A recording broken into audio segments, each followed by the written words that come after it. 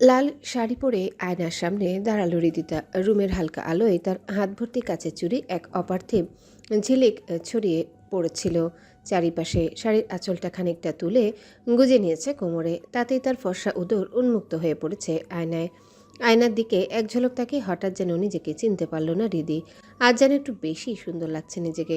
হাতের ফোনটা তুলে মুখের অর্ধেকটা চুলে লুকিয়ে ফোন দিয়ে মুখটা ঢেকে নিয়ে সেলফি তুলে আয়নার সামনে দাঁড়িয়ে, অতঃপর নিজের জায়গা থেকে ঘুরে পেছনে থাকা বান্ধবীদের দিকে তাকায়।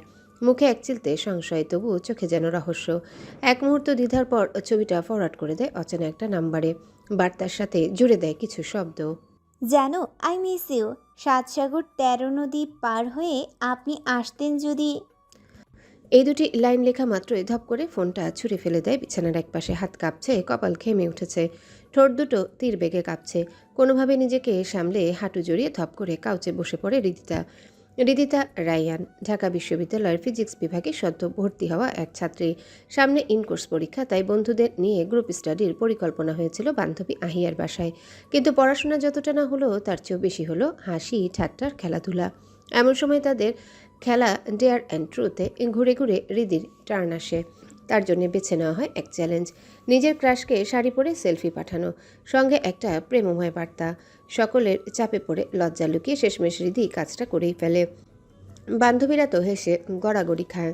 আহিয়া বালিশে মুখ গুজে হাসছে, নীলা ভিডিও করতে ব্যস্ত। কিন্তু রিদি তার মন ভারী হয়ে আসে, কারণ তারা জানে না সে বার্তাটা কাকে পাঠিয়েছে। তার ক্রাশ কোনো সাধারণ কেউ নয়, সে একজন প্রভাবশালী স্বরাষ্ট্রমন্ত্রীর ছেলে, ছাত্র সংগঠনের কেন্দ্রীয় সভাপতি। গুঞ্জনে উঠেছে খুব শীঘ্রই সে স্বরাষ্ট্রমন্ত্রীর পদ দখলে আসবে। রাজনীতি হৃদির কখনোই পছন্দ ছিল না, কিন্তু আহাদ রাজা মীরকে প্রথম দিন ক্যাম্পাসে দেখেই যেন কোথায় হারিয়ে গিয়েছিল সে। তার রিজার্ভ আচরণ, চোখে তীব্র আত্মবিশ্বাস আর চলার ভঙ্গিমা, সব মিলিয়ে আহাদের মধ্যে ছিল এক ধরনের নিঃশব্দ অথচ প্রবল আকর্ষণ। শব্দ নয়, দৃষ্টি দিয়ে সে কথা বলে, আর সেই দৃষ্টির ভেতরে হৃদি ডুবে গিয়েছিল নিঃশব্দে। বন্ধুরা জানে না এই বিষয়টা, জানে না হৃদির ভালো লাগার মানুষটা ঠিক কতটা প্রভাবশালী, তাই তারা হেসে উড়িয়ে দেয় সব কিছু। কিন্তু হৃদিতা জানে খেলার পরিণাম একটা খেলার ছলে শেষ নাও হতে পারে। চট্টগ্রাম শহরের প্রাণকেন্দ্রে এক রাজনৈতিক কার্যালয়, বড় কনফারেন্স টেবিল ঘিরে বসে আছেন দলীয় কেন্দ্রীয় নেতারা।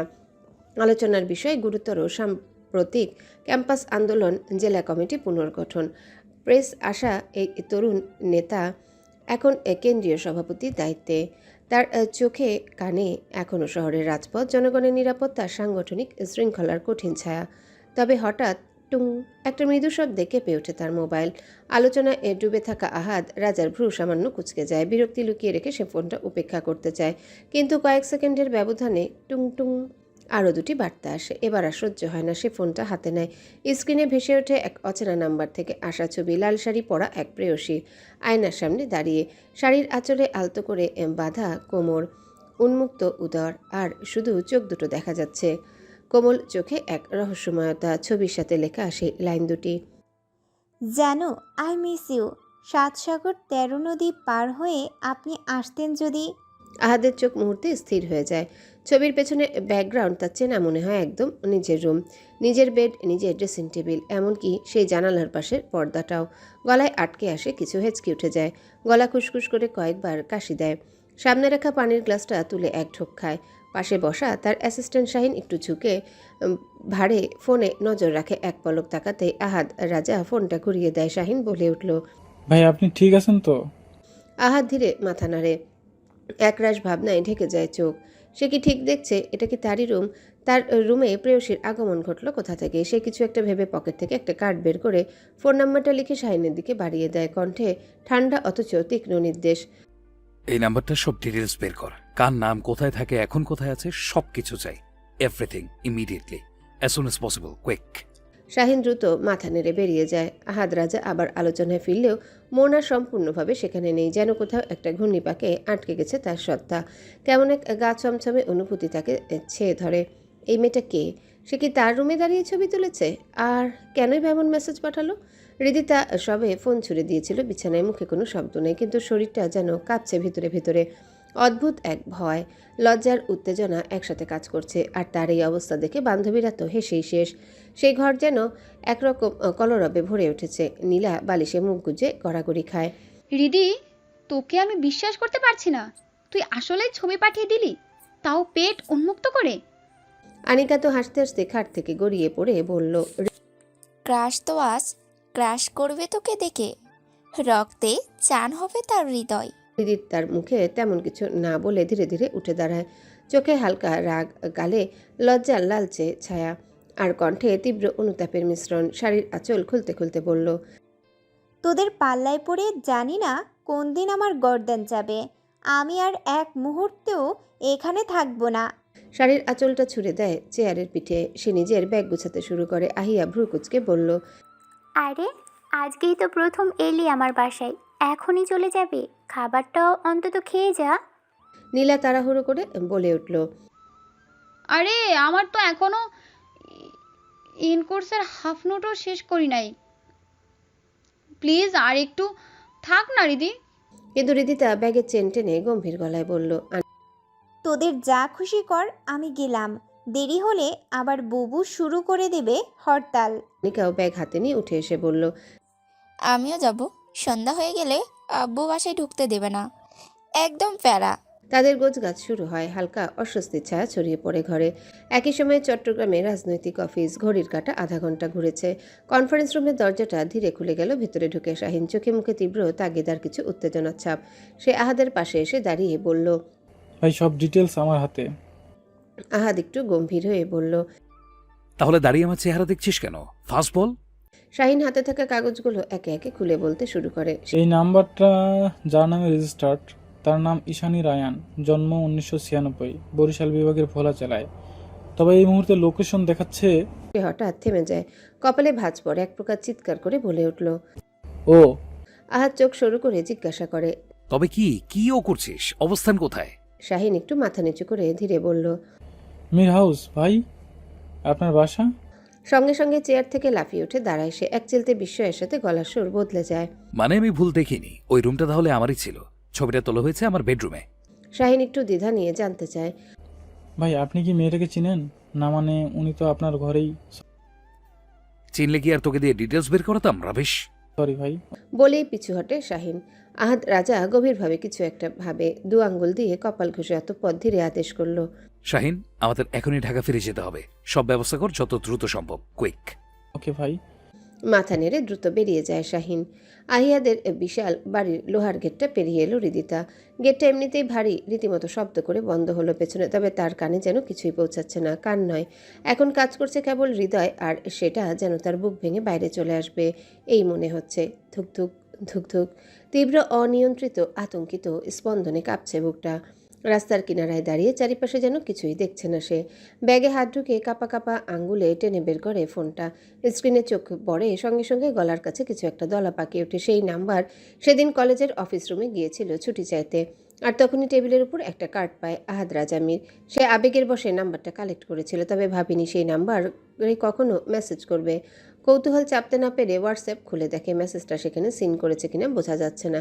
তবু এক ধরনের ভয় জমে ওঠে মনে। যদি সে পড়ে থাকে, যদি দেখে ফেলে, তাহলে তো তার রক্ষা নাই নিশ্চয়ই। এর জন্য তার শাস্তিও হতে পারে। সে একটা ঢোক গলাধ্যকরণ করে। হৃদিতা বুঝতে পারে অপর প্রান্তের লোকটি তার মতোই লাস্ট সিন অফ করে রেখেছে, তাই নিশ্চিত হওয়া সম্ভব না। সে গভীর শ্বাস নেয়। এক মুহূর্ত দেরি না করে সে মেসেজটা ডিলিট ফর এভরিওয়ান করে দেয়। 1 সেকেন্ড অপেক্ষা করে আবারও। এবার পুরো নাম্বারটাই কন্ট্যাক্ট থেকেই মুছে দেয়। ফোনটা বুকের কাছে জড়িয়ে ধরে, চোখ বন্ধ করে ফেলে, যেন বুকের উপর চাপ দিয়ে একটু প্রশান্তি নিতে পারে। একটা দীর্ঘ নীরব নিঃশ্বাস বেরিয়ে আসে ঠোঁটের ফাঁক দিয়ে। ধীরে ধীরে ঘাড় ঘুরিয়ে একবার তাকায় পেছনে। যেখানে দাঁড়িয়েছিল আহিয়াদের বিশাল বাড়ি। বাড়িটা যেন কোনো সাধারণ বাড়ি নয়। চারিপাশ উঁচু দেয়ালে ঘেরা, উপর দিয়ে পেঁচানো কাঁটাতার, যেন নিরাপত্তার মোড়কে লুকিয়ে রাখা গোপন কোনো ইতিহাস। 3 তলা অফ হোয়াইট দালান, সামনের দিকে কালো রঙের র্যাম্প ঘেরা একটা বিশাল গ্যারেজ, যেখানে 4-5টা সাদা কালো গাড়ি সারি দিয়ে দাঁড়ানো। সামনে সুইমিং পুল আর ছাদের ধারে জাতীয় পতাকা। বাগানে সাজানো বিদেশি গাছগাছালির সারি যেন একটু ঝুঁকে অভিজাত্যের আভা বিলিয়ে দিচ্ছে। সবচেয়ে চোখে পড়ে গেটের পাশে সাদা পাথরের ফলকটি, যেখানে চকচকে রূপালী অক্ষরে খোদাই করা মীর হাউস। শ্বেত পাথরের উপর রোদ পড়ে এমন ঝলমল করছে নামটা। হৃদিতার এক মুহূর্তের জন্য মনে হয় যেন কোনো মন্ত্রীর বাড়ি, যেখানে ঢুকতে গেলে লাগে পরিচয় প্রমাণ কিংবা অনুমতি। তার হঠাৎ গলা শুকিয়ে আসে। এদিকে আনিকা তার থেকে কয়েক কদম দূরে এগিয়ে গিয়েছে। হঠাৎ ঘুরে তাকিয়ে বলে, কি রে, দাঁড়িয়ে পড়লি কেন? হৃদিতা চমকে তাকায়, একটু হেসে মাথা নেড়ে বলল, কিছু না। আমি কিন্তু চললাম, দেরি হয়ে গেলে আব্বু বাসায় ঢুকতে দেবে না। তুই কিন্তু সাবধানে যাস। এই বলে আনিকা রিকশায় উঠে পড়ে। হৃদিতা হাত তুলে নীরব বিদায় জানায়। পরে সে পাশের রাস্তার দিকে এগিয়ে যায়, বুকের ভেতরে চাপা কাপড় নিয়ে। একটা হলুদ রঙের রিকশা দেখতে পেয়ে সে ডাকে। মিরপুর 11। রিকশাওয়ালা মাথা নাড়িয়ে রিকশা থামায়। হৃদিতা উঠে বসে পড়ে। হাত ভর্তি কাচের চুড়ি সামান্য বেজে ওঠে, সোনার পাতার মতো ঝংকার তোলে। তাড়াহুড়ে চুড়ি খুলে রেখে আসতে ভুলে গেছে। সূর্যটা তখন হেলে পড়েছে পশ্চিম আকাশে। আকাশের রং মেখেছে কমলা লালচে ছায়া, ঠিক যেন তার আজকে পরা শাড়ির মতোই রঙিন, তবে ভেতরে ভিতরে গভীর। অন্যদিকে আহাদ রাজা একা একা বসে থাকে কিছুক্ষণ। ফোনটা আবার হাতে নেয়। সে আগন্তুক নাম্বারে ঢুকে দেখে দিস মেসেজ ওয়াজ ডিলিটেড, কিন্তু ছবিটা তো সেভ হয়ে গেছে অটো হোয়াটসঅ্যাপে। সেটাই আবার ভেসে ওঠে ফোনের স্ক্রিনে। লাল শাড়ি, উন্মুক্ত উদর, রহস্যময় চোখ। আয়নার পাশে দাঁড়িয়ে ছবি তুলছে এক প্রেয়সী। আহাদ রাজা এক দৃষ্টিতে তাকিয়ে থাকে ছবিটার দিকে, অতঃপর ঠোঁট কামড়ে ধরে এক তীক্ষ্ণ অথচ ব্যঙ্গাত্মক হাসি দিয়ে থেমে থেমে বলল, আই সোয়ার জানো, তার চোখে আগুন আর ঠোঁটে খেলার ছায়া। আপনাকে যদি সামনাসামনি পাই কি হবে আমি নিজেও জানি না। আমার 29 বছরের জীবনে এমন ঘটনা প্রথম ঘটল, তাও আবার সেই কারিগর আপনি নিজে। তার চোখের দৃষ্টিতে কেমন যেন অদ্ভুত এক ছায়া খেলে যায়। বাঁকা হেসে বলল, রেডি থাকেন মিস জানো, সেই অনাকাঙ্ক্ষিত দিনগুলোর জন্য। চেয়ারটা ঠেলে সরিয়ে উঠে দাঁড়ায় সে। তার চলার ভঙ্গিতে দৃঢ়তা, চোখে এক ধরনের প্রতিজ্ঞা। রুমের দরজা খুলে গম্ভীর মুখে দ্রুত পায়ে আহাদ বেরিয়ে যায় কনফারেন্স রুম থেকে। এদিকে রিকশা চলতে শুরু করে, কিন্তু হৃদিতার মনের ভিতর এখনও তোলপাড়। সে মনে মনে দোয়া দরুদ পড়তে থাকে যেন তার পাঠানো ছবি আর মেসেজ না দেখে। তবুও প্রশ্ন থেকে যায়, সেই ছবি কি সে দেখেছে? যদি দেখে থাকে তাহলে তাহলে কি তেমন কিছু হবে? তার কি এত সময় আছে নাকি? অযথা এসবের পিছনে সময় নষ্ট করবে না নিশ্চয়ই। এই অজানা আশঙ্কার ভিতর দিয়ে চলতে থাকে হৃদিতা রায়ানের জীবনের সবচেয়ে অনাকাঙ্ক্ষিত অধ্যায়ের দিকে। চট্টগ্রাম থেকে মাত্র 40 মিনিটের ভেতরে প্রাইভেট বিমানে করে ঢাকায় নেমে আসে আহাদ রাজা। বিমানবন্দর থেকে বাড়ি ফিরতে আরও 15-20 মিনিট লাগে। সময় তখন সন্ধ্যা 7:45। বাড়ির বিশাল গেট দিয়ে একসাথে ঢোকে 3টা কালো গাড়ি। সামনের গাড়িতে 2জন অ্যাসিস্ট্যান্ট, নাহিদা শাওন, সাথে নিরাপত্তারক্ষী। মাঝের গাড়িতে আহাদ রাজা নিজে, সাথে তার বিশ্বস্ত অ্যাসিস্ট্যান্ট শাহিন। পেছনের গাড়িতে তার ব্যক্তিগত গার্ডদের দল কড়া পাহারায়। গাড়ির কাজ ভেদ করে ঘরের আলো ঝলমল করে চোখে আসে। গাড়ি থামতেই ভেতরে হঠাৎ নিস্তব্ধতা নেমে আসে, যেন বাড়ির প্রতিটা ইট পাথর জানে বাড়ির ছেলে ফিরে এসেছে। আহাদ নামতেই বুকের ভেতর কেমন এক অজানা অনুভূতি ছড়িয়ে পড়ে। ভেতরে গটগট শব্দ তুলে হাঁটতে শুরু করে। ড্রয়িং রুমে ঢুকতেই চোখে পড়ে চারপাশের দৃশ্য। কোনার চেয়ারে চোখে চশমা, ফোনে মনোযোগ দিয়ে বসে আছেন তার মা আফরোজা শেখ। গম্ভীর মুখ, তবে চোখে মুখে একটা অদৃশ্য মায়া। আরেক কোণে তার ছোট চাচি মেয়েকে পড়াচ্ছেন 9 বছরের আদিবা। আহাদ তাকে চাচি আম্মু বলেই ডাকে। আদিবা খাতায় লিখছে, আর তার মিষ্টি গলার জবাব শুনে বোঝা যায় পড়ার চাপ তাকে খুব একটা স্পর্শ করে না। এদিকে মেঝেতে আধা শোয়া হয়ে কানে হেডফোন গুজে গেম খেলছে তার চাচাতো ভাই আদিল মির। বয়স 22 পেরিয়ে 23 ছুঁয়েছে, অথচ তার বাদরামি এখনও যায়নি। কোনার আরেক পাশে তার বিদেশি পোষা কুকুরগুলোর সাথে খেলা করছিল ছোট চাচা আশফাক মির। কালো কুকুরটার নাম সিরিয়াস, বাদামি কুকুরটার নাম কোকো। আহাদ না থাকলে চাচাই ওদের যত্ন নেন। তার সাথে আহাদের একটা আলাদা বন্ধুত্বপূর্ণ সম্পর্ক আছে। চারিপাশের কর্মচারীরা নীরবে কাজ করে যাচ্ছে। আহাদ এবার দ্রুত সিঁড়ির দিকে এগোতেই চাচা ডাক দেন, আহাত, এত তাড়াতাড়ি চলে এলি? কোনো ঝামেলা হলো নাকি? অস্থির দেখাচ্ছে তোকে। আহাদ মাথা নেড়ে ঠান্ডা গলায় বলল। না চাচু, কাজ শেষ, তাই চলে এলাম। অতঃপর তার মায়ের দিকে এগিয়ে যায়। আহাদ মাথা সোজা করে সালাম দেয়। আসসালামু আলাইকুম আম্মা। ওয়ালাইকুম আসসালাম। এত তাড়াহুড়ো করছো কেন? কি হয়েছে? আহাদ জোর করে মুখ শক্ত রেখে বলল। কিছু না আম্মা। আর কিছু না বলে দ্রুত সিঁড়ি বেয়ে উপরে উঠে যায় সোজা নিজের রুমে। রুমে ঢুকতে বুকের ভেতর আবারও কেমন এক অচেনা অনুভূতি ভর করে। একবার চোখ বুলায় চারিপাশে, সবকিছু যেন স্বাভাবিক। তার দৃষ্টি আচমকা আটকে যায় চেয়ারের উপর ফেলে রাখা লাল শাড়িতে। মুহূর্তে বুক থক করে ওঠে। এটাই তো সেই শাড়ি যেটা পরে এক প্রেয়সী তার কাছে ছবি পাঠিয়েছিল। শাড়িটা হাতে তুলে নিয়ে নিজেকে নিজে প্রশ্ন করে, শাড়ি এখানে পড়ে আছে, তাহলে প্রেয়সী গেল কোথায়? কণ্ঠ হঠাৎ ভারিয়ে ওঠে। সে উচ্চস্বরে চিৎকার করে ডাকে। আহিয়া, আহি। দৌড়ে আসে আহিয়া, বিস্মিত চোখে তাকিয়ে জিজ্ঞাসা করে, ভাইয়া কি হয়েছে? এভাবে চেঁচাচ্ছ কেন? আহাদ দাঁত কিরমির করে প্রশ্ন ছুড়ে দেয়। আমার রুমে কে এসেছিল? আহিয়ার দৃষ্টি এক মুহূর্তে শাড়ির দিকে আটকে যায়। মনে মনে শ্বাস বন্ধ হয়ে আসে। ঠোঁট কামড়ে ভাবে, হাই আল্লাহ, রীতি তুই এটা কি করলি? শাড়িটা ভাইয়ার রুমে রেখেই চলে গেলি, আমাকে তো ফাঁসিয়ে দিলি। আহাদ আবারও গর্জে ওঠে। কি হলো, কথা বলছিস না কেন? আমার রুমে আসার সাহস হলো কি করে? সরি ভাইয়া, আসলে আমরা ফ্রেন্ডরা মিলে গ্রুপ স্টাডি করছিলাম। তোমার রুমটা বড়, তাই এখানেই। আহাদ ভ্রুকুচকে শাড়ির দিকে তাকিয়ে প্রশ্ন করে। Group study? শাড়ি পরে? আহিয়া তোতলাতে তোতলাতে বলল, না মানে পড়া শেষে একটু মজা করে শাড়ি পরিয়েছিলাম আমার এক ফ্রেন্ডকে। এখন কোথায় সে ফ্রেন্ড? ওরা তো সবাই বাসায় চলে গেছে। বাসা কোথায়? অ্যাড্রেস দে, কুইক। আহিয়ার চোখে ভয়, সে আমতা আমতা করে বলল, কেন? এখন ওদেরকেও কি তোমার রুমে আসার শাস্তি দেবে? আহাদের কণ্ঠ বরফের মতো ঠান্ডা। যদি তুই একা একা সব শাস্তি নিতে পারিস তাহলে কষ্ট করে ওদের খুঁজবো কেন? না না, দিয়েছি। আহিয়া কেঁপে ওঠে, হাত কাঁপতে কাঁপতে একটা কাগজে ঠিকানা লিখে দেয়। তারপর শাড়িটা হাতে তুলে নিতে গেলে আহাদ হুঙ্কার দেয়। তোকে শাড়ি নিতে বলেছি, যেখানে ছিল সেখানেই রাখ। আহিয়া থমকে দাঁড়ায়, ভ্রুকুচকে প্রশ্ন করে। কেন? থপড়ায় তোর চেহারার নকশা পাল্টায় দিব, যা বলছি তাই কর। আহিয়া শাড়িটা আবার আগের জায়গায় রেখে দৌড়ে বেরিয়ে যায়। আহাদ কিছুক্ষণ দাঁড়িয়ে থাকে, তারপর ধীরে শাড়িটা তুলে মুখের কাছে আনে। নতুন কাপড়ের গন্ধের সাথে মিশে আছে অদ্ভুত এক মেয়েলি সুবাস, যেন কোথাও থেকে এসে তার স্নায়ুতে আগুন ধরিয়ে দিল। এক মুহূর্ত নিঃশব্দে দাঁড়িয়ে থেকে শাড়িটা ছুঁড়ে মারে বিছানায়। অতঃপর যেভাবে করে গটগট করে ঢুকেছিল সেভাবেই গটগট করে বেরিয়ে যায় বাড়ি থেকে। আহাদ রাজাকে বাড়ি থেকে বের হতে দেখে সঙ্গে সঙ্গে শাহিন, নাদিম আর শাওন দৌড়ে আসে। নাদিম আগে এগিয়ে এসে বলল, ভাই, কি হলো? কোনো সমস্যা কি? আপনাকে সিরিয়াস লাগছে। আহাদ রেগে হেসে বলল। আমি সিরিয়াস, তাই সিরিয়াস লাগছে। শাওনের দিকে তাকিয়ে বলল, গাড়ি রেডি কর, এখনই এক জায়গায় যেতে হবে, কুইক। নাদিম আর শাওন মাথা নেড়ে দ্রুত ব্যবস্থা করতে এগিয়ে যায়। শাহিন একটু দ্বিধায় থাকে, অতঃপর জিজ্ঞাসা করল। ভাই, মেয়েটাকে কি পেয়েছেন? আহাদের চোখে আগুন, ঝাঁঝালো কণ্ঠে বলল। পেলে কি আর এখন খুঁজতে বেরোতাম, রবিশ? শাহিন কণ্ঠে একটু শীতলতা ধরে রেখে মাথা নেড়ে বোঝালো। সরি ভাই। এরপর 3টা গাড়ি একসাথে রাতের শহরে ছুটতে শুরু করে। নীলাকে আহাদ আগে থেকেই চেনে। নীলা তার বাবার বন্ধুর মেয়ে, ছোটবেলা থেকেই আহিয়ার সাথে পড়ে, তাই তার খোঁজ নেওয়ার প্রয়োজন হয়নি। কিন্তু বাকি দুজনার খোঁজ নিয়ে জানা যায় সে যে মেয়েটাকে খুঁজছে সে মিরপুর 11তে থাকে। রাস্তার উপর গাড়িগুলোর জরুরি অ্যালার্ম বাজে, লাইট ঝলমল করে। গাড়িগুলো রাতের শহরের আলো কেটে ছুটে চলে, যেন কোনো গোপন উদ্দেশ্যে ছড়িয়ে দিচ্ছে। মিরপুর 11তে পৌঁছে 3টা গাড়ি থামে 11তলা ভবনের সামনে। আহাদের অচেনা প্রেয়সী ভবনের 6ষ্ঠ তলায় থাকে।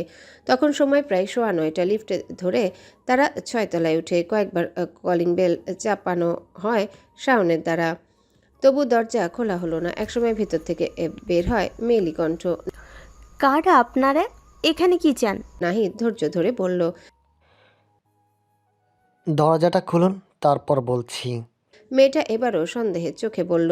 দেখুন, আমি আপনাদের চিনি না, বাসায় তেমন কেউ নেই, আপনারা যাকে চান। তাদের ধৈর্য এখন টানাপোড়ানের শেষ সীমা। একটু বিরক্ত হয়ে দেয়ালের কাছে হেলান দিয়ে দাঁড়ায়, চোখে কালো চশমা। অবচেতনভাবে ফোন হাতে তুলে আবারও সেই ছবিটা দেখলো। শাওন এবার পরিচয় দিল। ঠিক তখনই দরজাটা ঠিক করে খুলে গেল। দরজা খুলতে দেখা যায় বেগুনি সাদা ত্রিপিস পরে এক মেয়ে দাঁড়িয়েছে, গায়ের রং উজ্জ্বল শ্যামবর্ণ। শাহিন এগিয়ে গিয়ে বলল, আমরা ঈশানী রায়ানকে খুঁজছি। জি, আমি ঈশানী রায়ান। মেয়েটা ভয় পেয়ে মাথা নাড়ে। আহাত ফট করে চোখের কালো চশমা খুলে তাকালো। একবার ভালো করে মেয়েটাকে পরখ করলো, চোখে মিলিয়ে দেখে।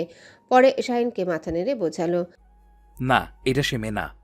শাহিন বুঝে গেল আহাদের ইঙ্গিত। সে আবার ঈশানীর দিকে ফিরে বলল। দেখুন মিস ঈশানী। ঈশানী কিছুটা ভয়ে উত্তরে বলল, মিস না, মিসেস। আমি বিবাহিত, আমার একটা মেয়ে আছে 8 বছরের। আহাদ চোখ বড় বড় করে তাকায়। হোয়াট? শাহিন পরিস্থিতি সামলাতে এগিয়ে বলল। দেখুন ঈশানী, আপনি আজকে সারাদিন কোথায় কোথায় গেছেন তার ডিটেলস চাই।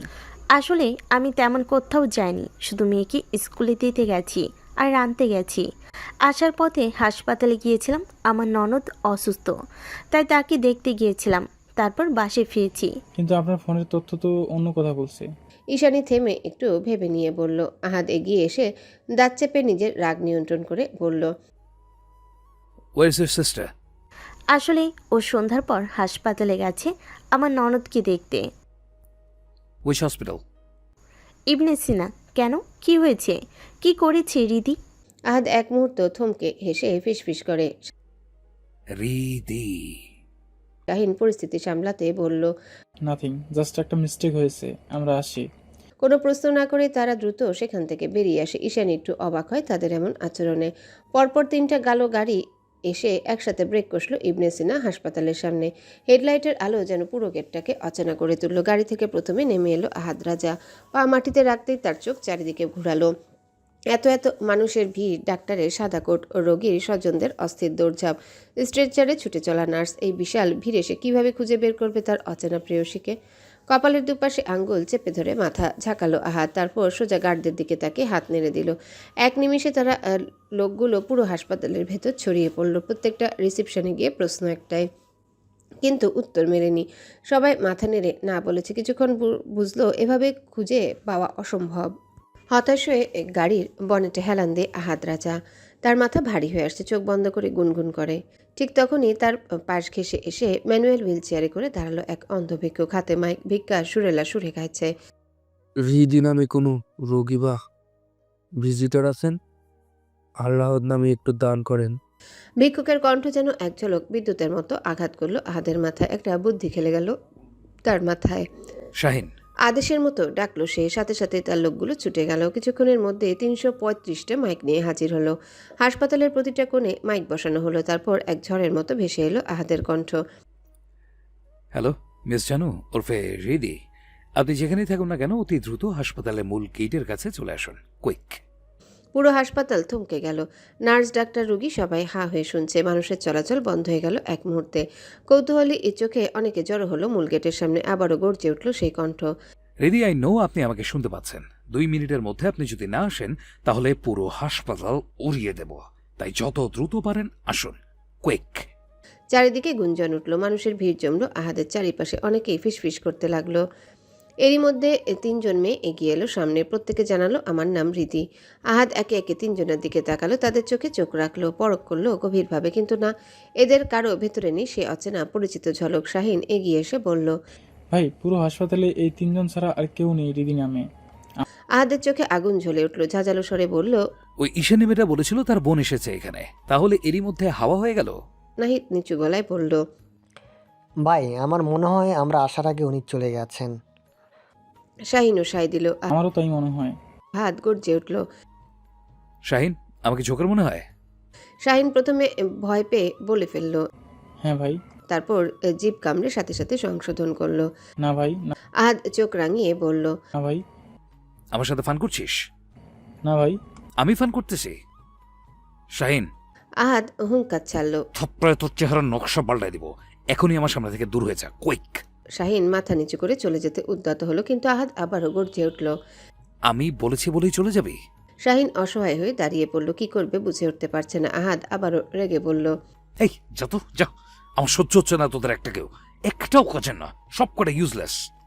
তার লোকগুলো নিথর হয়ে দাঁড়িয়ে রইল। কেউ এক পাও নড়ল না। শেষমেশ আহাদের ধৈর্য শেষ হলো। সে প্রচণ্ড রাগে গাড়িতে উঠে বসলো। ইঞ্জিন গর্জন তুলে তাদের ফেলে রেখে একাই বেরিয়ে গেল হাসপাতালের সামনে থেকে। তার লোকেরা নিঃশব্দে দাঁড়িয়ে শুধু একে অপরের দিকে অসহায় দৃষ্টিতে তাকিয়ে রইল। কারো কণ্ঠে কোনো শব্দ নেই। শুধু প্রশ্নটা ভেসে বেড়াতে থাকলো সবার মনে। হাতির ঝিলের লেকের পার। রাত তখন প্রায় 1টা। পানি নিস্তব্ধ, শুধু মাঝে মাঝে দূরের বাতাসে দুলছে পানকৌড়ির ডাক। আহাদ রাজা শুয়ে আছে নিজের কালো গাড়ির বনেটে। এক হাতে সিগারেটে ধোঁয়া উঠছে, অন্য হাতে অ্যালকোহলের বোতল। এটা তার পুরনো অভ্যাস। যখন ভেতরটা খুব ভারী লাগে, যখন কোনো উত্তর খুঁজে পায় না, অথবা যখন একান্ত সময় দরকার হয়, তখন এখানে এসে গাড়ির বনেটে শুয়ে আকাশের দিকে তাকিয়ে থাকে। কখনো ধোঁয়া ছাড়ে, কখনো ছোট ছোট চুমুক নেয় বোতল থেকে। তবে আজকের রাত অন্যরকম। আজ সে সীমা ছাড়িয়ে ফেলেছে। যতটা কখনো খায়নি, আজ তার চেয়েও বেশি ড্রিঙ্কস করেছে। কারণ একটাই, হৃদিকে খুঁজে না পাওয়া। নিজেকে পরাজিত মনে হচ্ছে তার কাছে। যে মেয়েকে কখনো সরাসরি দেখেনি, যাকে স্পর্শ করেনি, যার কণ্ঠ শুনেনি, শুধু এক ঝলক পরিচয়ের উপর দাঁড়িয়ে আছে সবকিছু। তার জন্য এই ভেতরটা কেমন ছটফট করছে। এক চুমুক দিল বোতল থেকে, তারপর চোখ তুলে তাকালো আকাশের দিকে। অসীম কালো আকাশে এক ঝলক উজ্জ্বল তারা জ্বলছে। সেই তারার দিকে আঙ্গুল তুলল আহাদ রাজা। অতঃপর আধো মাতাল কণ্ঠে গুনগুন করে গিয়ে উঠল, তোমার বৌমার পিছু, কিন্তু আল্লাহর বান্দি মাগুর মাছের মতো বারবার হাত ফসকে বেরিয়ে যাচ্ছে, ধরতেই পারছি না। কণ্ঠ ভাঙা, কিন্তু ভেতরে অদ্ভুত তীব্রতা, যেন শূন্যই বুক ফেটে যাওয়ার আর্তনাদ। রাত প্রায় 1:45। গাড়ি ঘুরিয়ে বাড়ির গেট পার হয়ে ঢুকলো। পুরো বাড়ি নিস্তব্ধ, সব লাইট নিভে গেছে। শুধু লাইব্রেরির কর্নারে হলদে আলো টিমটিম করছে। আহাদ বাড়ির ভেতরে ঢুকে সোজা গেল সেদিকে। সেখানে বসে আছেন তার বাবা আমজাদ মীর। ডেস্ক ভর্তি ফাইল, চোখে পুরু চশমা, মন দিয়ে নথি পড়ছিলেন তিনি। আহাদ কিছু না বলে ধপ করে সোফায় গা এলিয়ে বুধ হয়ে শুয়ে পড়ল। ভারী নিঃশ্বাস ফেলল আমজাদ মীর। চোখ নামিয়ে তাকালেন ছেলের দিকে, অতঃপর গলা খাকারে দিয়ে বললেন, আবার কোন নতুন ঝামেলায় জড়িয়েছ? কার পিছু নিয়েছো শুনি? আহাদ হালকা মাতাল কণ্ঠে মুচকি হেসে বলল। আমজাদ মীর চমকে উঠলেন। যে ছেলে রাজনীতি ছাড়া মুখ খুলে না, সে আজ নারীর কথা বলছে। তিনি চশমা নামিয়ে গভীরভাবে তাকালেন ছেলের দিকে, এরপর দৃঢ় কণ্ঠে বললেন, ভবিষ্যৎ মন্ত্রী যদি সামান্য এক নারীর জন্য এভাবে নেশায় বুঁদ হয়ে পড়ে থাকে, তাহলে দেশ সামলাবে কিভাবে? আহাদ হেসে ফেলল, হাত উঁচু করে আঙ্গুল নাড়ে বলল, ও সামান্য না, অসামান্য, মারাত্মক। আমজাদ মীর ছেলের দিকে তাকিয়ে দীর্ঘশ্বাস ফেললেন, অতঃপর আবারও বলল, তুমি নেশার ঘরে এসব বলছো, নাকি সত্যিই কোনো নারীর আগমন ঘটেছে তোমার জীবনে? আহাদ আবারও হাত উঁচু করে দৃঢ় স্বরে বলল, 100% সত্যি। তাহলে এখন আমার কাছে কি চাও তুমি? আহাদের কণ্ঠ গম্ভীর হলো। খুঁজে দাও তাকে। আমজাদ মীর চেয়ারে হেলান দিয়ে দিলেন। ঠিক আছে, কাল সকালে নেশা কাটলে ডিটেলস দিও, লোক লাগিয়ে এনে দিব। কিন্তু হঠাৎই উঠে দাঁড়ালো আহাদ, চোখে প্রচণ্ড আগুন। আঙ্গুল তুলে বাবার দিকে তাকিয়ে বলল, নপ, কোনো দরকার নেই, আমি নিজে খুঁজে বের করবো আমার প্রেয়সীকে। বলেই পাশের চেয়ার থেকে জ্যাকেটটা তুলে নিল, চলতে শুরু করলো সিঁড়ির দিকে। আমজাদ মীর মৃদু হেসে পেছন থেকে বললেন, গুড নাইট। আহাদ হাঁটতে হাঁটতে পেছনে ফিরে হাত নাড়ল। Good night. অতঃপর সিঁড়ি বেয়ে উপরে উঠে নিজের রুমে ঢুকলো। ধপ করে বিছানায় লুটিয়ে পড়ল। কিছুক্ষণের মধ্যেই গভীর ঘুমে আচ্ছন্ন হয়ে গেল। টেবিলের উপর রাখা ফোনটা কেঁপে কেঁপে আওয়াজ তুলছে। ভ্রু কুঁচকে যায় আহাদের। ঘুমন্ত হাত বাড়িয়ে ফোন খুঁজে বের করে চোখ না খুলেই চাপ দিয়ে বন্ধ করে দিল। কিছুক্ষণ নিস্তব্ধতা, তারপর আবারও শুরু হলো ফোনের ভাইব্রেশন। এবার রেগে তাকালো আহাদ, কপালে ভাঁজ ফেলে বলল, শালার মোবাইল শান্তিতে ঘুমাতেও দেয় না। রাগের মাথায় রিসিভ করে কানে তুলতে ওপাশ থেকে ভেসে এলো শাহিনের কণ্ঠ। দিদি কোথায় গেল? ভাই আর কত ঘুমাবেন? 12টা বাজতে গেছে। আহাদ আধর ঘুমের গলা টেনে বলল, সো হোয়াট, আজ 2টা পর্যন্ত ঘুমাবো, ডিস্টার্ব করবি না, না হলে কি করবো জানিস তো? শাহিন চুপ করে এক সেকেন্ডে, অতঃপর হালকা ব্যঙ্গ মিশিয়ে বলল, ভাই সময় 12টা না, আপনার 12টা বাজতে গেছে। আহাদ চোখ কুঁচকে বলল, মানে আপনার সেই প্রিয়সীর কলেজ টাইম শেষ হয়ে গেল বলে। এখন না গেলে আবার হাত ফসকে যাবে। প্রেয়সী শব্দটা শুনতে আহাদের ঘুম ভেঙে গেল একদম। ফট করে চোখ বড় বড় করে তাকালো। পাশের টেবিলে রাখা ঘড়ির দিকে চোখ গেল। সময় প্রায় 12টার কাটা ছুঁই ছুঁই। দাঁত কিরমির করে উঠে বসলো। আর তুই এখন আমাকে ফোন দিয়ে এসব বলছিস? এখন? ভাই সকাল 9টা থেকে কল করতেছি, আপনি বারবার কল কেটে দিচ্ছিলেন। আহাদ আর কিছু না বলে রাগে আবারও ফোন কেটে দিল। তাড়াহুড়ো করে উঠে দাঁড়াতে গিয়ে ধপ আবার বিছানায় লুটিয়ে পড়ল। চোখ পড়ল নিজের শরীরে। সেই লাল শাড়িটা তার গায়ে পেঁচানো মুহূর্তে থমকে গেল। অতঃপর হালকা মুচকি হাসলো নিজের অজান্তেই। এভাবে শাড়িতে পেঁচিয়ে রাত কাটালাম, অদ্ভুত বটে। কিন্তু সময় তো আর থেমে নেই। সে তাড়াতাড়ি উঠে শাড়িটা গুছিয়ে রাখতে গেল আলমারিতে, কিন্তু শাড়ি লম্বায় যেন অন্তহীন। কয়েকবার চেষ্টা করেও ভাঁজ করতে পারল না। শেষমেশ বিরক্ত হয়ে সেটাকে একটা গোল বলের মতো গুটিয়ে আলমারির ভেতর ঠুসে দিল। যা হোক, পরে সামলাবো। এরপর বাথরুমে ঢুকে দ্রুত শাওয়ার নিল। চুল ভিজে কপালে ঝুলছে, তবুও আয়নায় একবার নিজের দিকে তাকিয়ে হেসে নিল। পকেটে ওয়ালেট গুজে গর্জন করে বলল, জানো, এবার আপনাকে যদি পাই, থাপড়ে চেহারা নকশা পাল্টায় দিব। দ্রুত পায়ে বেরিয়ে গেল বাড়ি থেকে। ইঞ্জিন স্টার্টের গর্জন উঠল, চাকা ঘুরতে ধুলো উড়ল চারিপাশে। ক্লাস শেষ করে ডিপার্টমেন্টের সামনে একটা টেবিলে বসে আড্ডা দিচ্ছিল 4 জন মেয়ে। আহিয়া, নীলা, আনিকার মিতু। ক্যাম্পাসের বাতাসে হাসি ঠাট্টার শব্দ ভেসে আসছে। হালকা বাতাস বইছে বটগাছের নিচে। হঠাৎ দূর থেকে ভেসে এলো টায়ারের চিৎকার, চিক। একসাথে থামলো কয়েকটা কালো গাড়ি। সবাই অবাক। পুরো ক্যাম্পাসে চোখ ঘুরে গেল সেদিকে। দেখা গেল কালো গাড়ির দরজা খুলে হুড়মুড়িয়ে নামছে একদল মানুষ। সবার সামনে হাঁটছে সেই নামটা, যে নাম শুনলেই রক্ত হিম হয়ে আসে আহাদ রাজামির। তার পেছনে শাহিন, নাদিম, শাওন, আর চারিপাশে লম্বা চওড়া গার্ডদের সারি। এই খবর মুহূর্তে আগুনের মতো ছড়িয়ে পড়ল পুরো ভার্সিটিতে। আহাদ রাজা মীর কলেজে এসেছে। ভিড় জমল করিডোর, বারান্দা, জানালায়। সবাই তাকিয়ে আছে। মোবাইল বের করে ভিডিও করছে অনেকে। আহাদের তীক্ষ্ণ চোখ পা ফেলে এগিয়ে যাচ্ছে সরাসরি সেই টেবিলের দিকে যেখানে বসেছিল আহিয়া। আহিয়া টেবিল থেকে নেমে চুপচাপ ঘুরে চলে যেতে চাইল, মুখ ভার। কারণ সে চায় না কেউ বুঝুক যে আহাদ তার ভাই। যতবার মানুষ জানে ততবার ভয় দূরে সরে যায় তার কাছ থেকে। কিন্তু আহাদের চোখ এড়ানো সহজ নয়। গম্ভীর গলায় ডাক দিল, ওই আহি, কই যাস? এদিকে। আহিয়া দাঁড়িয়ে গেল, চোখে বিরক্তির ছাপ। ধীরে ধীরে এগিয়ে গেল ভাইয়ের দিকে। তার পিছনে কৌতূহলী হয়ে দাঁড়ালো নীলা, আনিকার মিতু। আহাত 2 আঙ্গুল দিয়ে নাক ঘষল, একটা ভঙ্গি তার অভ্যাসের মতো। কিরে, আমাকে দেখে পালিয়ে যাচ্ছিলি কেন? কোথায় পালিয়ে যাচ্ছিলাম? আহাদ এবার চোখ ঘুরালো আহিয়ার বান্ধবীদের দিকে, মুখে হালকা হাসি টেনে বলল, তোর বান্ধবীদের সাথে পরিচয় করাবি না? তোর ভাই এসেছে। আহিয়া অনিচ্ছুকভাবে বলল। নীলাকে তো চিনোই। নীলা মুচকি এসে হাত নাড়ল। হাই আহাদ ভাই।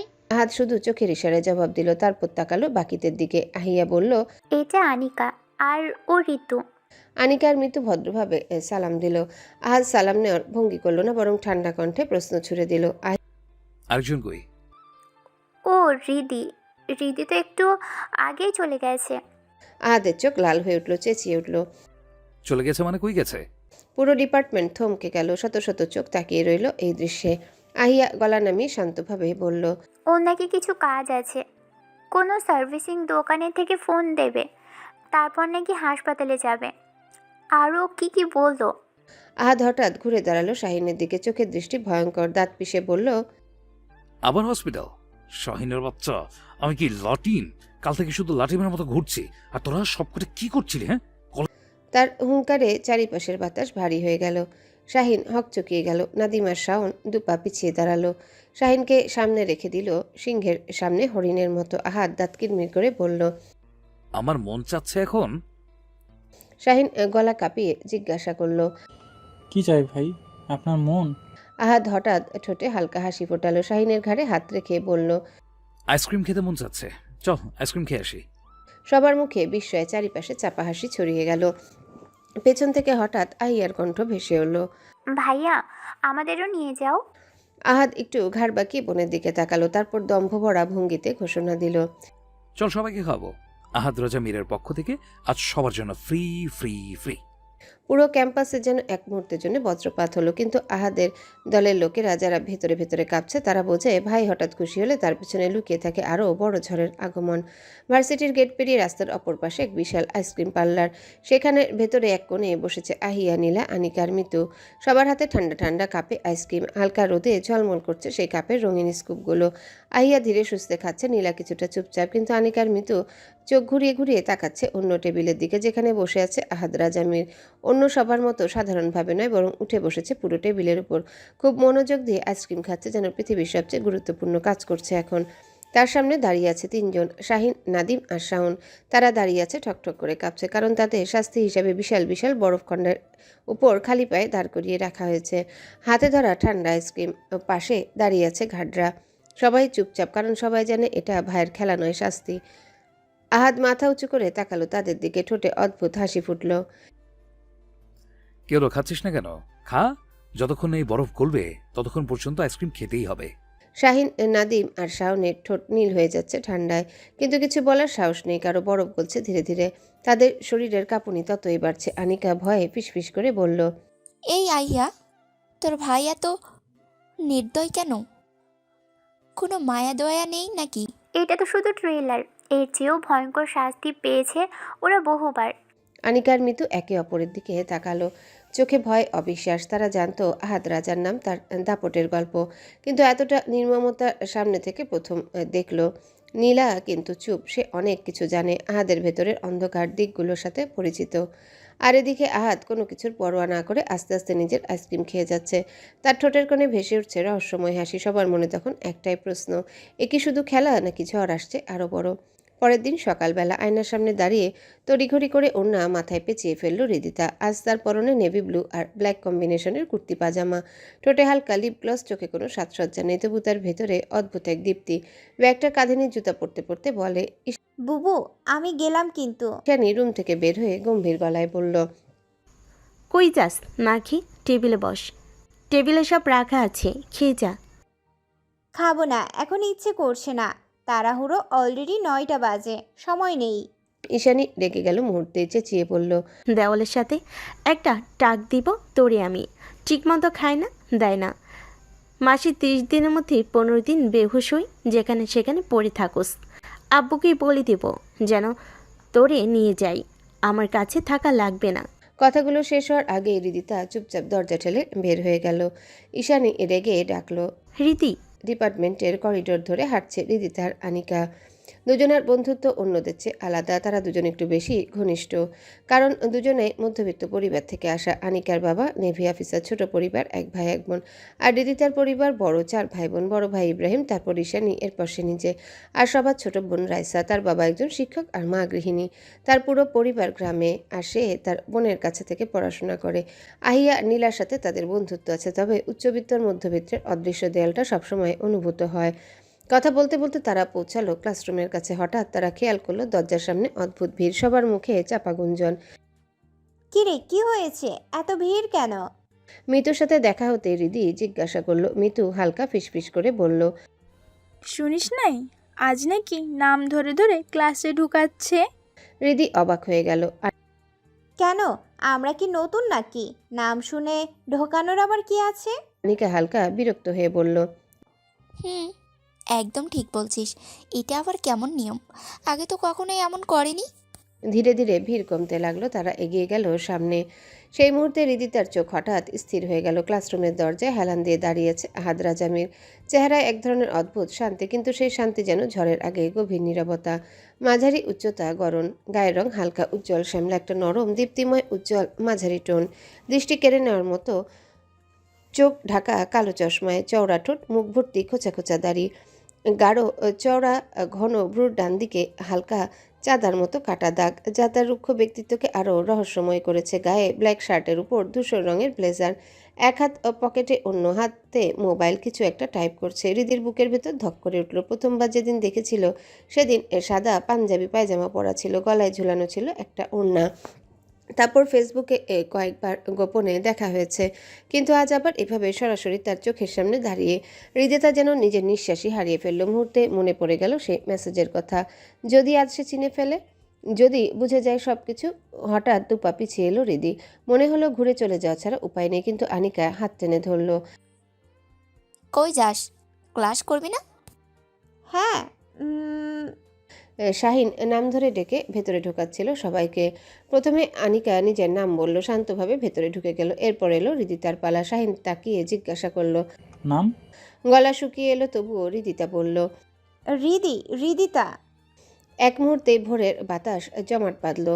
আহাত ফট করে চশমা খুলে ফেলল। চোখে আগুন আর অচেনা উন্মাদনা। ঠোঁট থেকে বেরিয়ে এলো সেই শব্দ, মিস জানু। হৃদিতা মুহূর্তে চমকে তাকালো। সারা শরীর যেন বরফের ন্যায় জমে গেল, কিন্তু নিজেকে সামলে নিয়ে কড়া স্বরে বলল, না, আমার নাম রিদিতা রায়ান। আহাত চোখ রাঙিয়ে আবারও বলল। মিস জানু। হৃদি এবার রাগ সামলাতে পারল না। আপনি কি কানে কম শোনেন? আমি বলেছি রিদিতা। র ইকার রি, দ ইকার দি, তয় আকার তা, রিদিতা। আহাদের রাগ মুহূর্তে চরমে পৌঁছালো। এক ঝটকায় হাত বাড়িয়ে শক্ত করে ধরে ফেলল হৃদিতার হাত। সবার চোখ বড় বড় হয়ে গেল। আহাদ গর্জে উঠল, শাহিন, 2 মিনিট, জাস্ট 2 মিনিটের মধ্যে এই ক্লাসরুম ফাঁকা চাই, কুইক। শাহিন, নাদিম, শাওন, তাদের মুখ সাদা হয়ে গেল। গার্ডরা সাথে সাথে নড়ে চড়ে উঠল। ছাত্রছাত্রী সবাই ভয় পেয়ে তাড়াহুড়ো করে বের হতে লাগলো। ক্লাসরুম একেবারে নিস্তব্ধ হয়ে গেল। শুধু দাঁড়িয়ে রইল আহাদ আর হৃদিতা, দুজনার চোখে চোখ। আর চারিপাশের বাতাসে অদ্ভুত এক ঘন চাপা উত্তেজনা। এক হাত দিয়ে ক্লাসরুমের দরজাটা টেনে বন্ধ করে দিল আহাদ। দরজার শব্দটা যেন গোটা রুমে প্রতিধ্বনিত হলো। চারিপাশে হঠাৎ যেন নির্জনতা নেমে এলো। কেবল শ্বাসের শব্দগুলোই শোনা যাচ্ছে, হালকা কাঁপা নিঃশ্বাস। মুহূর্তের মধ্যে সে এক ঝটকায় হৃদিকে দেয়ালের সাথে চেপে ধরল। হৃদির দুহাতে এসে মাথার উপর তুলে এক হাতে শক্ত করে ধরে রেখেছে, অন্য হাতটা তার কোমরে। আর নিজের বুক আর পায়ের জোরে এমনভাবে আটকে দিয়েছে যে সামান্য নড়াচড়ারও উপায় নেই। হৃদিতা শিউরে উঠল ভয়ে। তার বুকের ভেতর ধুকপুক ধ্বনি যেন গোটা রুমে বাজছে। শরীর ঘামে ভিজে গেছে, তিত্তির করে কাঁপছে সে। চোখ বড় বড় হয়ে আছে আতঙ্কে। আহাদ এবার মনোযোগ দিয়ে তাকালো তার দিকে। জীবনে যে ছেলেটা কোনোদিনও কোনো মেয়ের দিকে ফিরেও তাকায়নি, সে আজ অদ্ভুত তৃষ্ণায় ভরা চোখে হৃদির প্রতিটা রেখা খুঁজে দেখছে। ফর্সা মায়াবী মুখ, নিখুঁত চোখ, নাক, চিকন গোলাপি ঠোঁট যা ভয় কাঁপছে তিত্তির করে। চোয়ালের ডান পাশে ছোট্ট একটা আবছা তিল, যা এই মুহূর্তে তার সমস্ত রাগকে আরও অস্থির করে তুলল। কিন্তু হৃদি শরীরের কাঁপন আর হাঁপড়ের মতো ওঠানামা করা নিঃশ্বাসের শব্দ আহাদের ধ্যান ভেঙে দিল। হৃদি কাঁপা কাঁপা কণ্ঠে পড়ল, কি করছেন? ছেড়ে দিন আমাকে, দয়া করে ছেড়ে দিন। আহাদের চোখ হঠাৎ রাগে লাল হয়ে উঠল। ঠোঁট কামড়ে নিচু গলায় বলল, 36 ঘন্টা 36 ঘন্টা আমাকে খাটিয়েছিস, ভেবেছি শাস্তি না দিয়ে তোকে ছেড়ে দেবো জানো? হৃদি বিভ্রান্ত, ভয়ে বুকটা কেঁপে উঠল তার। কি কি বলছেন? আমি বুঝতে পারছি না, প্লিজ ছেড়ে দিন আমাকে। হাত দাঁত কিরমির করে আরো শক্ত করে চেপে ধরল। কজনকে এভাবে শাড়ি পরে ছবি পাঠিয়েছিস? হ্যাঁ, কজনকে আমার মতো করে সিরিয়াস করেছিস জানো? হৃদিতা যেন জমে গেল মুহূর্তে, মাথায় বাজ পড়ার মতো শিহরণ বয়ে গেল সারা দেহে। শাড়ি পরা সেই ছবির কথা ভেবে তার মাথা ঝিমঝিম করে উঠল।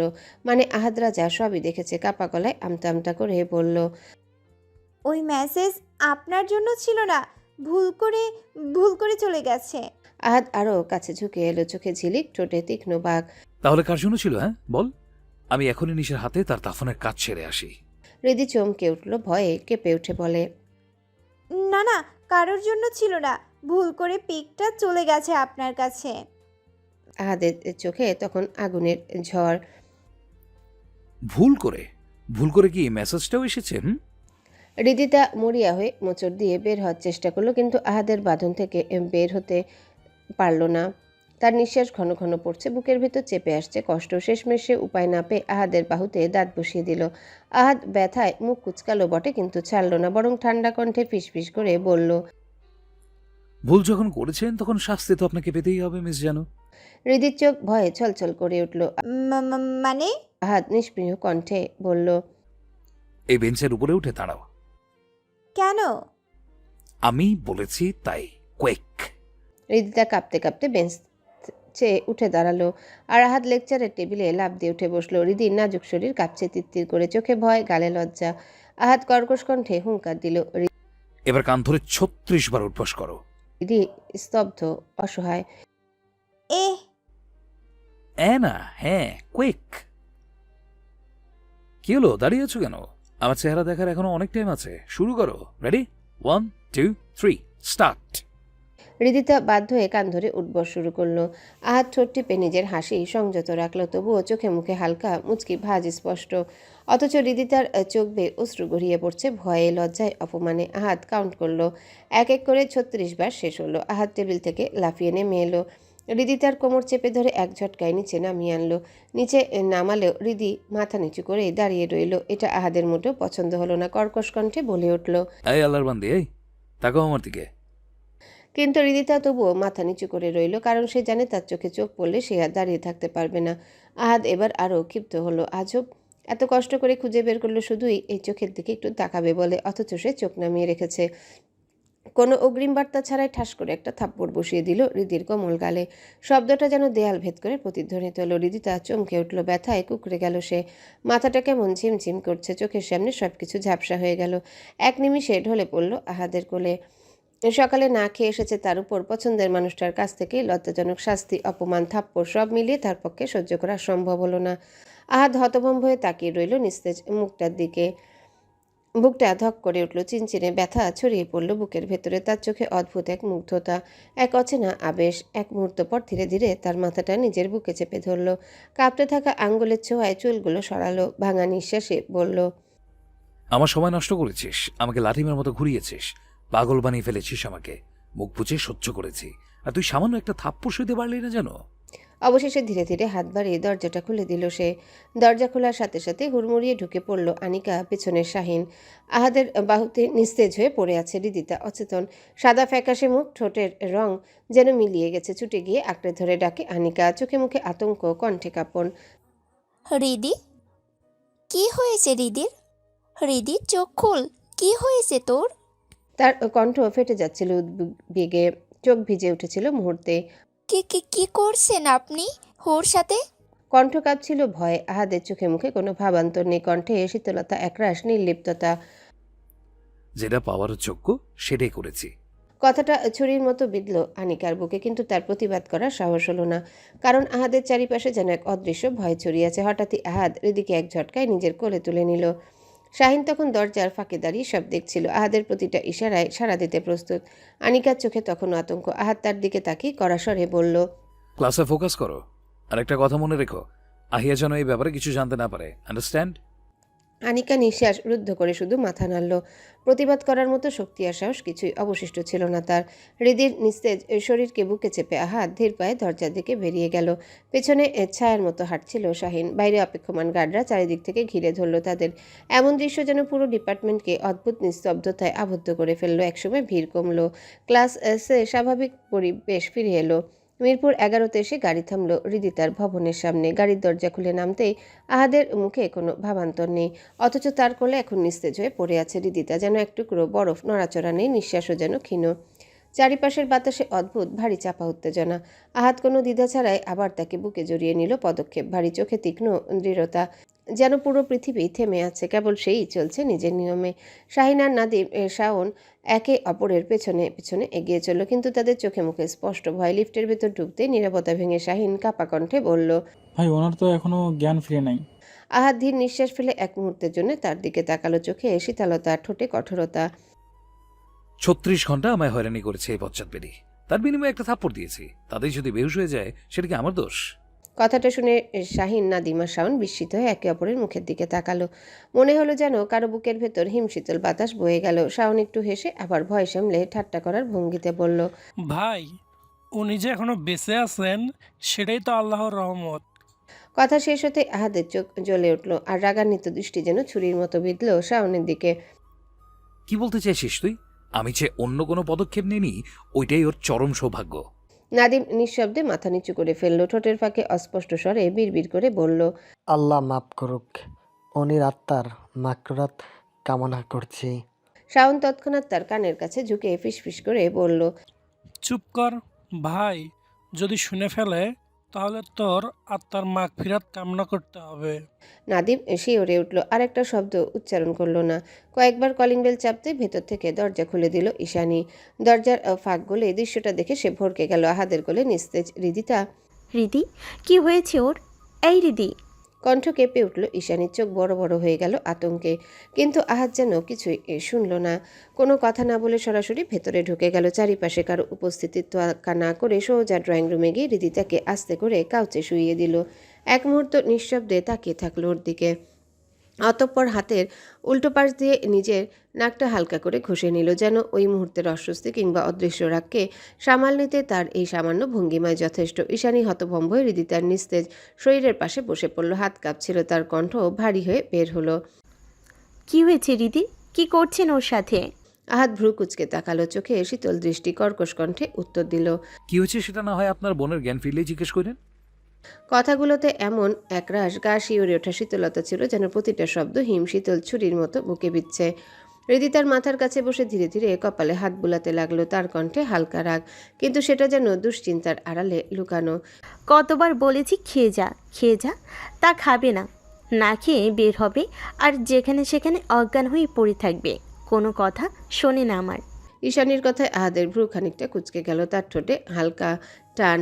চোখ থেমে গেল হৃদিতার শান্ত কোমল মুখের উপর। নিস্তেজ দেহের মাঝে যেন লুকিয়ে আছে এক অদ্ভুত শক্তি, এক অদৃশ্য চ্যালেঞ্জ, যেটা আহাদকে টেনে রাখে আবার দূরেও ঠেলে দেয়। কিছুক্ষণ নীরবে তাকিয়ে থাকার পর সে গম্ভীর গলায় বলল, আমি আসি, সামলে রাখবেন আপনার বোনকে আমার আমানত হিসেবে।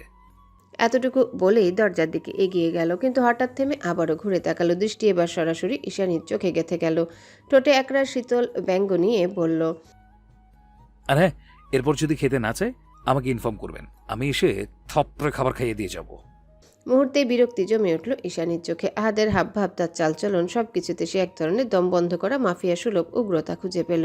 যেন সে মানুষ নয়, কোনো নির্মম শাসক। কিন্তু তবুও মুখ খুলে আর কিছুই বলল না। আহাদ ঠোঁটের কোণে হালকা অদ্ভুত এক হাসি ঝুলিয়ে আবারও দরজার দিকে ফিরল। সেই হাসি যেন মমতার নয়, ব্যঙ্গেরও নয়, একটা ভয়ঙ্কর নিশ্চিন্ততা, যে কারো অজান্তেই শির দ্বারা কাঁপিয়ে দেয়। অতঃপর এক লম্বা পদক্ষেপে বেরিয়ে গেল বাসা থেকে। সন্ধ্যার নরম আলোটা পর্দার ফাঁক গলে ঘরে ঢুকছে। হৃদিতা চুপচাপ বসে আছে, দুহাত গালে রেখে, চোখ দুটো শূন্যে স্থির, অথচ মনে হচ্ছে ভেতরে একটা ঝড় বইছে। 3 ঘন্টা আগে জ্ঞান ফিরেছে তার, কিন্তু আজকের ঘটনাগুলো এখনও তার কাছে দুঃস্বপ্নের মতো বুকের ভেতর ধরফড় করছে। হাতের তালু ঘামে ভিজে আছে। সে এখনো বিশ্বাস করতে পারছে না যা ঘটেছে তার সবটাই সত্যি। ঠিক তখনই পাশে এসে বসল ঈশানী, চোখে মুখে চিন্তার ছাপ, গলায় বিরক্তির আভা। রীতি, সত্যি করে বলতো, এই আহাদ রাজা মীরের সাথে তোর কি সম্পর্ক? রিতা আটকে উঠে বলল, আজব, ওর সাথে আবার আমার কিসের সম্পর্ক হবে? তুমি কখনো কিছু শুনেছো? ঈশানী নিঃশ্বাস ফেলে তাকালো তার দিকে, একরাশ বিরক্তি নিয়ে বলল, শুনেছি কি না সেটা বাদ দে। ওই দিন তোকে খুঁজতে এসেছিল, আমি বলতে ভুলে গেছি। এখন বল, যদি তুই কিছুই না করিস তাহলে তোকে খুঁজবে কেন? এসব রাজনীতির লোকজন মোটো ভালো না রীতি, খুব সাবধানে দূরে থাকিস এসবের থেকে। আর আমাদের আব্বু যদি এসব শোনে, তুই জানিস তো উনি রাজনীতি কতটা ঘৃণা করেন। তোর কি হবে তখন? হৃদিতা নিচের দিকে তাকিয়ে বিড়বিড় করলো। বুবু, তুমি ভুল বুঝছো, আমি কিছুই করিনি। ঈশানী আবার কিছু বলতে যাচ্ছিল, ঠিক তখনই ঘরে ঢুকলো সুমন, ঈশানীর স্বামী।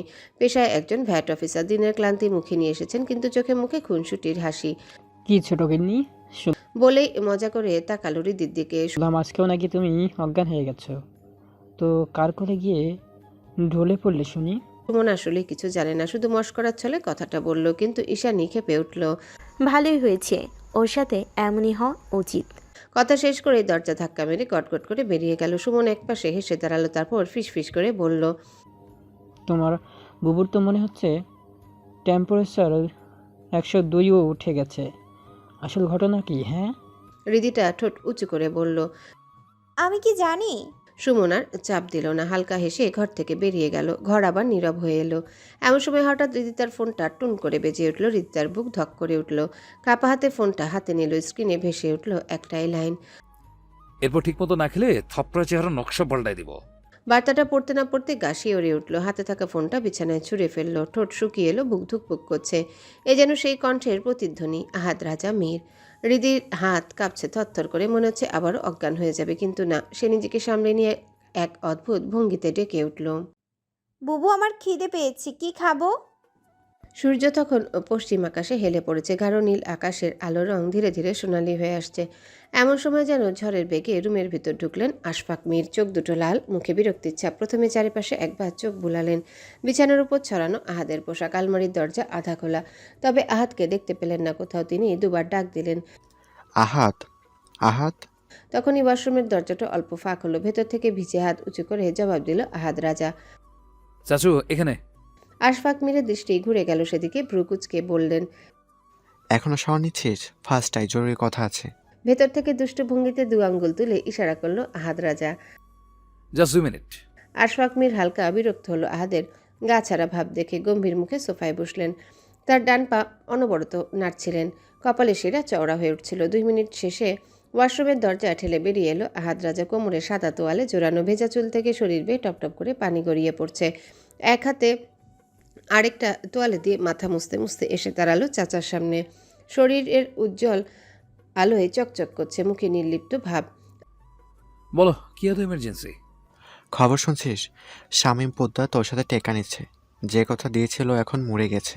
আহাদের মুখ শক্ত হয়ে গেল। গাঢ় বাদামি চোখ লাল হয়ে উঠল মুহূর্তে। সে দাঁত কিরমির করে তাকালো চাচার দিকে। এই কথা আমায় বলছো কেন?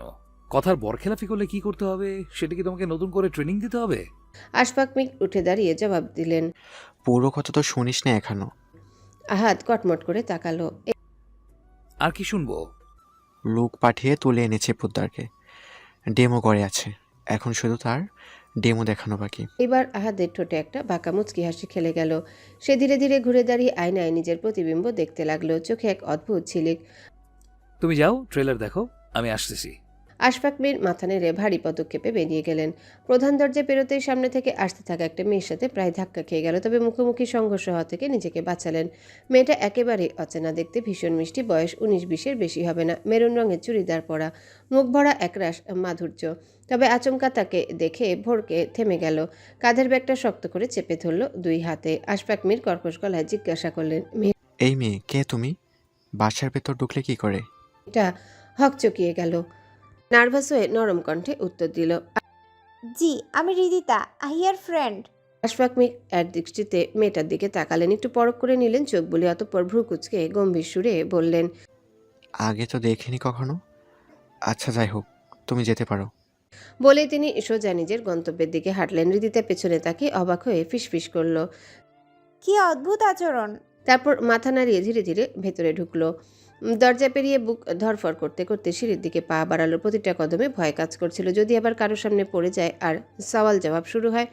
ঠিক তখনই তার ভয়টা সত্যি হলো। পেছন থেকে একটা গম্ভীর নারী কণ্ঠ ভেসে এলো।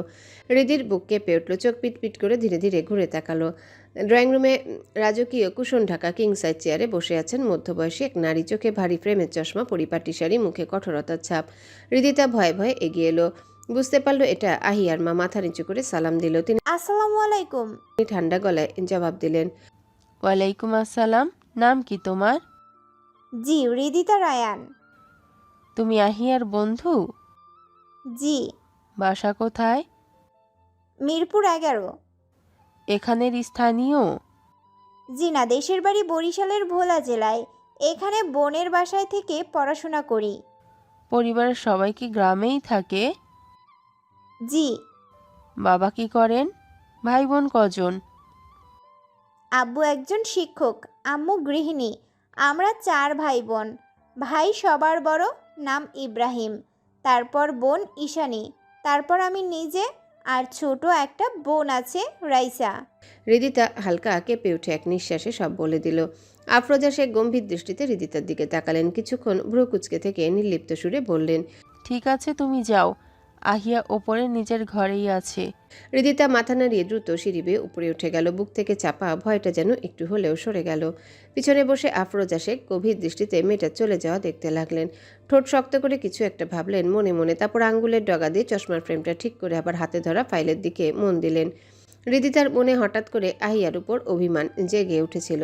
ক্ষিপ্ত ভঙ্গিতে কাঠের দরজাটা ঠেলে ভিতরে ঢুকতে মুখ থেকে বের হয়ে এলো, আহিয়ার বাচ্চা।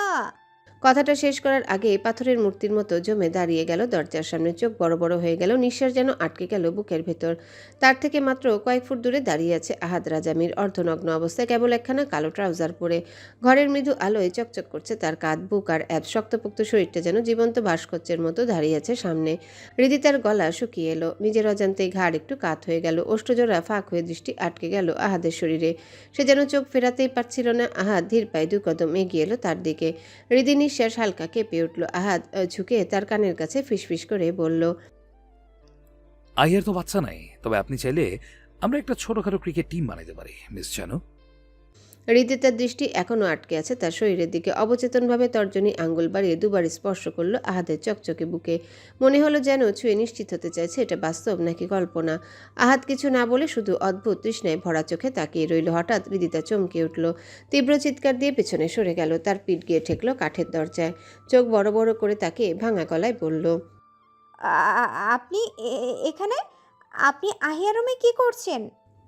আহাদ শান্তভাবে বাম হাতের উল্টো পিঠ দ্বারা নাকটা ঘষে নিল। অতঃপর বিছানা থেকে শার্টটা তুলে গায়ে জড়িয়ে নিতে নিতে উত্তর দিল, ফার্স্ট অফ অল, এটা আহিয়া রুম না। অ্যান্ড সেকেন্ডলি, আমার বাড়িতে আমার রুমে দাঁড়িয়ে আমাকে এই প্রশ্ন করছেন আমি এখানে কি করছি। Interesting, very interesting. হৃদিতার চোখ আরও বিস্ময়ে বড় হলো। আপনার বাড়ি? আহাদ এবার 2 কদম এগিয়ে এসে সামান্য ঝুঁকে মুখোমুখি দৃষ্টি মেলালো, কণ্ঠে রুক্ষ দৃঢ়তা। ইয়েস, ভালো করে তাকিয়ে দেখো জানো, কোন দিক থেকে এটা আহিয়া রুম মনে হয়। হৃদিতা তখন ধীরে ধীরে চোখ বুলাতে লাগলো চারিপাশে। সত্যি তো, রুমটার প্রতিটা কোণ যেন পুরুষালী রুচিতে সাজানো। বড় বড় 2 অদ্ভুত পেন্টিং টাঙানো দেয়ালে। অন্য পাশে ঝুলছে 2 গিটার, একটা বাসন্তী আর একটা কফি মেরুনের সংমিশ্রণ। দেয়ালের অন্য পাশে ঝোলানো কিছু বক্সিং গ্লাভস। কোণের স্ট্যান্ডে ঝুলছে একাধিক ব্লেজার। আরেক কোণে ড্রেসিং রুম। রুমটা বড়, পরিপাটি, অথচ রুক্ষ। সেদিনের এসবের কিছুই খেয়াল করেনি হৃদিতা। মনে মনে ফিসফিস করল, মানে গেটের সামনে যে মীর হাউস লেখা ছিল, তার মানে এটা আসলেই আহাদ রাজা মীরের বাড়ি। ইস, কি বদ্ধু আমি! এখন কি বলবো, কিভাবে বের হব এখান থেকে? ঠিক তখনই আহাদ হঠাৎ 2 আঙ্গুলে তুড়ি বাজিয়ে তার ধ্যান ভাঙল। কি হলো, কোথায় হারিয়ে গেলেন মিস জানো? হৃদি লজ্জার ভয়ে গুটিয়ে গেল। কণ্ঠ কাচুমাচু অপরাধী ভঙ্গিতে বলল, আসলে আমি জানতাম না, আহিয়ার রুম ভেবে ভুল করে চলে এসেছি। আমি যাচ্ছি। সে দ্রুত ঘুরে দরজার দিকে পা বাড়াতেই পেছন থেকে বজ্রকণ্ঠ ভেসে এলো আহাদের ডাক, স্টপ। পায়ের তলা কেঁপে উঠল হৃদি। ধীরে ধীরে ঘুরে তাকালো। আহাদের কড়া দৃষ্টি সরাসরি তীরের মতো বিদ্ধ হলো তার চোখে। আহাদ 2 আঙ্গুলের ইশারায় কাছে ডাকলো। হৃদিতা থমকে দাঁড়িয়ে রইল কিছুক্ষণ। অতঃপর কাঁপতে কাঁপতে তার দিকে এগিয়ে এলো। আহাদের সামনে এসে মাথা নিচু করে গুটিসুটি হয়ে দাঁড়ালো। আহাদ গম্ভীর গলায় বলল, আমার কাছে ভুলের কোনো ক্ষমা নেই। ভুল যখন করেছিস, এখন শাস্তিটাও নিয়ে যা জানো। রিদিতা ভয়ে তখনও মাথা নিচু করে দাঁড়িয়ে রইল। হঠাৎ আহাদ হুঙ্কার ছাড়ল। ওই চেয়ারের উপরে উঠে দাঁড়া। রিদিতা কাপা গলায় অনুনয় করল। আমি সত্যিই জানতাম না। আহাদ ঠান্ডা স্বরে গর্জে উঠল। আমি দ্বিতীয়বার রিপিট করব না রিদি, ডু ইট। অবশেষে রিদিতা ধীরে ধীরে চেয়ারের উপর উঠে দাঁড়ালো। তার দৃষ্টি নামানো, ঠোঁট কাঁপছে তিত্তির করে। আহাদ এবার স্বাভাবিক ভঙ্গিতে বলল। এবার কান ধর। রিদিতা বাধ্য মেয়ের মতো দুহাত তুলে কান ধরল। আহাদ এবার রিদিতার কাছাকাছি এসে গভীরভাবে পর্যবেক্ষণ করতে করতে বলল। যতক্ষণ না আমি রেডি হচ্ছি ততক্ষণ পর্যন্ত এভাবেই দাঁড়িয়ে থাকবি। কোনো চালাকি করার চেষ্টা করলে থপড়ায় চেহারার নকশা পাল্টায় দিব। আহাদ ড্রেসিং টেবিলের সামনে গিয়ে আয়নায় দাঁড়িয়ে নিজের শার্টের কলার ঠিক করতে লাগলো। চুলে হাত বুলিয়ে মাঝে মাঝে আর চোখে রিদির দিকে তাকিয়ে ঠোঁটে ঠোঁট চেপে হেসে ফেলে। মেয়েটার লাজমাখা মুখ দেখে বুকের ভেতরে অদ্ভুত প্রশান্তি বয়ে গেল। ইচ্ছে করছিল এই মুখটার দিকে শুধু তাকিয়ে থাকতে। কয়েক মিনিট পর ঘড়ি হাতে বাঁধতে বাঁধতে বলল।